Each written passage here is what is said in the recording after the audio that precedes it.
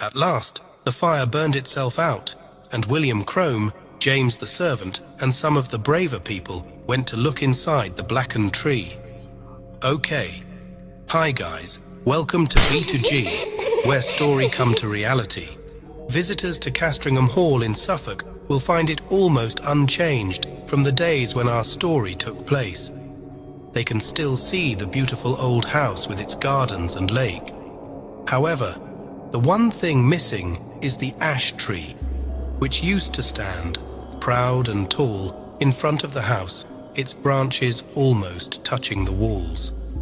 This story begins in 1690 with a strange, lonely old woman, Mrs. Mothersole, who was found guilty of being a witch. Sir Matthew Fell, the owner of Castringham Hall at that time, described how she used to climb into the ash tree outside his bedroom every time there was a full moon. He said that she usually carried a strange knife to cut off parts of the tree, and that she talked to herself. Once he followed her home, but she disappeared, and when he knocked on the door of her house, she came downstairs in her nightclothes looking sleepy. He and the villagers agreed that it was certain she did these things by magic, and so she was hanged. Before she died, she fought and shouted, and her last strange words were, "There will be guests at the hall." After the hanging, Sir Matthew felt uncomfortable and guilty, and he told his friend the vicar about his worries. "You did the right thing, Sir Matthew," were the wise words of the vicar. "I'm sure she was a dangerous woman." Sir Matthew felt happier. That evening, Sir Matthew and the vicar went for a walk in the gardens of Castringham Hall. It was the night of the full moon. As they were returning to the house, Sir Matthew pointed to the ash tree in great surprise. "What kind of animal is that running down the ash tree? It looks very strange." The vicar only saw the moving animal for a moment, but he thought that it had more than 4 legs. He shook his head. "I must be tired," he thought to himself. "After all, what animal has more than 4 legs?" He said nothing to Sir Matthew, but just wished him good night.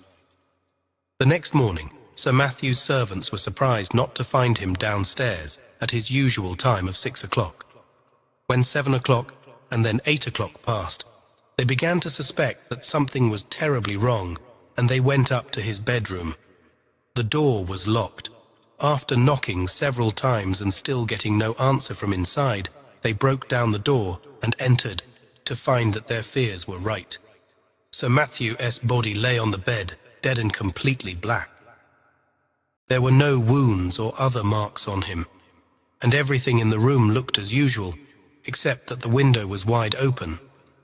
His servants at first suspected poison, but the doctor who was called found no such thing and could offer no real explanation for Sir Matthew's death.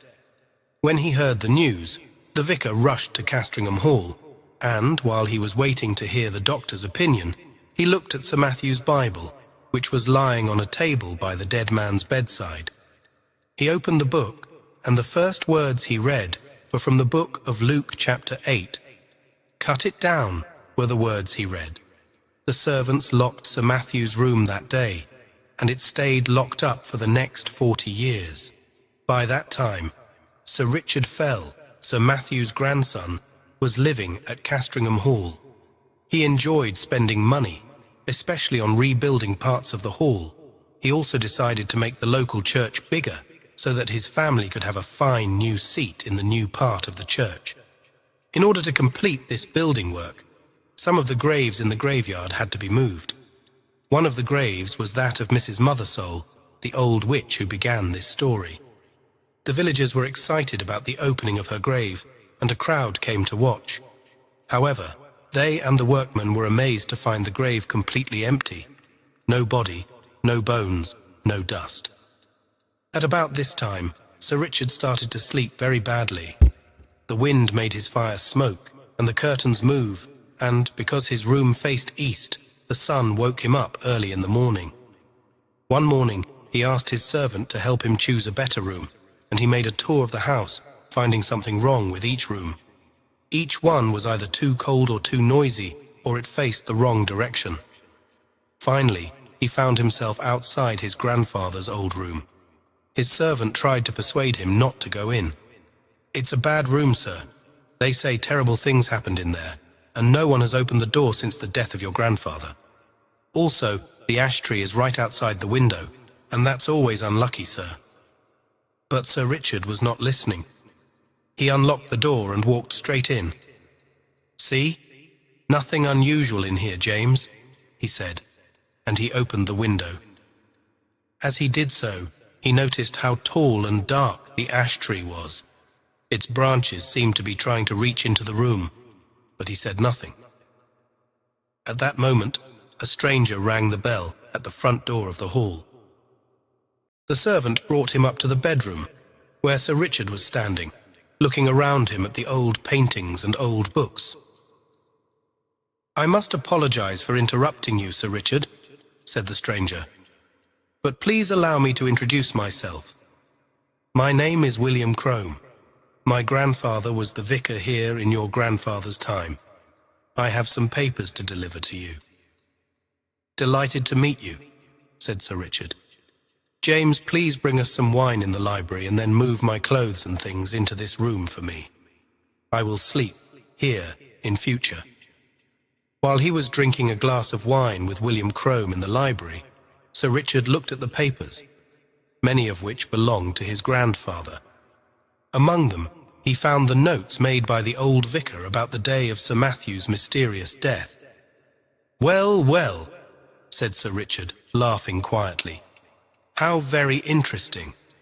It seems that my grandfather's Bible gave a piece of advice on the day he died, and your grandfather thought it could be about that old ash tree outside the bedroom window. 'Cut it down,' the good book told him. Those were the first words your grandfather saw when he opened the Bible on the day of my grandfather's death." "Do you still have that old Bible?" asked William Crome. "I'd very much like to see it." Sir Richard found the old Bible easily.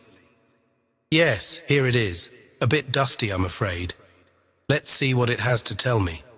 I'll open it at any page and read the first words I see, just as your grandfather did." He opened the book, and his eyes fell on the words, "You shall look for me in the morning, and I shall not be here." Sir Richard was sure that the words were again about the ash tree. The Bible was crying to give him some advice. He ordered some of his servants to cut it down the next day, but Sir Richard did not live to see them cut the ash tree down. That night, at exactly midnight, a strange and terrible animal jumped from Sir Richard's bed, ran silently to the window, and disappeared into the shadowy branches of the enormous tree. No one was there to see it, but the next morning they found Sir Richard's body, like his grandfather's, dead and completely black. When William Crome heard the news of his new friend's death, the words from the Bible came back to him. "You shall look for me in the morning, and I shall not be here." He immediately hurried to Castringham Hall, where he found the family and servants crowded round the ash tree. "Sir Richard's last orders were that we should cut down this tree," explained James, and then in a quieter voice he went on, "And there's something very strange about that tree, sir. Very strange. It's hollow, and they say something lives inside it." The gardener put his ladder against the tree and climbed up to look inside. As he held a light over the hole, his face suddenly looked so terrified that several of the people watching from below screamed and turned to run. The gardener himself fell off the ladder, dropping his lamp down into the hollow tree, which quickly caught fire. As the tree started to burn, the crowd saw an animal run from the tree. They screamed in horror as they saw its shape and size. It looked like an enormous spider, about the same size as a man's head and covered all over with grey hair. "Look, there's another, and another," someone shouted. For a long time, the men watched these terrifying animals trying to escape from the fire one after another, and then they killed them with sticks. At last, the fire burned itself out, and William Crome, James the servant, and some of the braver people went to look inside the blackened tree. There they found the bones of a human being. The doctors who examined it afterwards said that it was the body of a woman who died around 1690, the year that old Mrs. Mothersole was hanged. So, that's all for today. Thanks for watching. Wait, if you're new here, please subscribe to my channel. See you soon.